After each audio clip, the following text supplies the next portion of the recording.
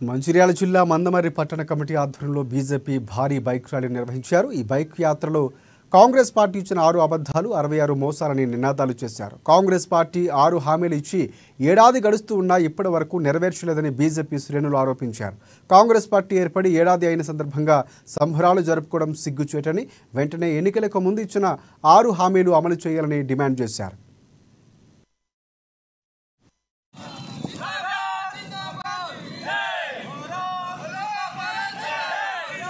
చిన్న చిన్న ఫ్యాక్టరీలు పెట్టి యువతకు అందరికి కూడా ఉద్యోగాలు ఇస్తారని వాగ్దానం చేయడం జరిగింది।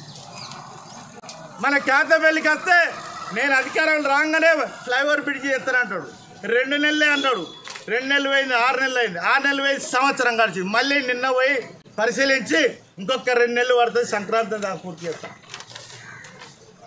మాయ మాటలు ప్రజలు మరి ఇవన్నిటి కూడా గమనిస్తూ ఉన్నారు। అభివృద్ధిపై ధ్యాస పెట్టండి, నిన్ను ఎన్నుకున్న ప్రజలకు న్యాయం చేయాలని ధ్యాస పెట్టండి।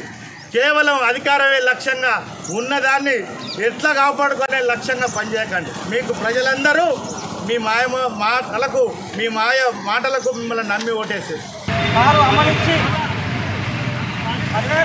అమలు చేస్తామని చెప్పి అధికారంలోకి రావడం జరిగింది। అధికారంలోకి వచ్చి సంవత్సరం అవుతుందని చెప్పి సంబరాలు చేసుకుంటున్న కాంగ్రెస్ పార్టీకి మరి ఏ ఒక్క అమలు కూడా హామీ చేయకపోవడం అనే సిగ్గుచేటు। దీనిపై భారతీయ జనతా పార్టీ రాష్ట్ర పిలుపు మేరకు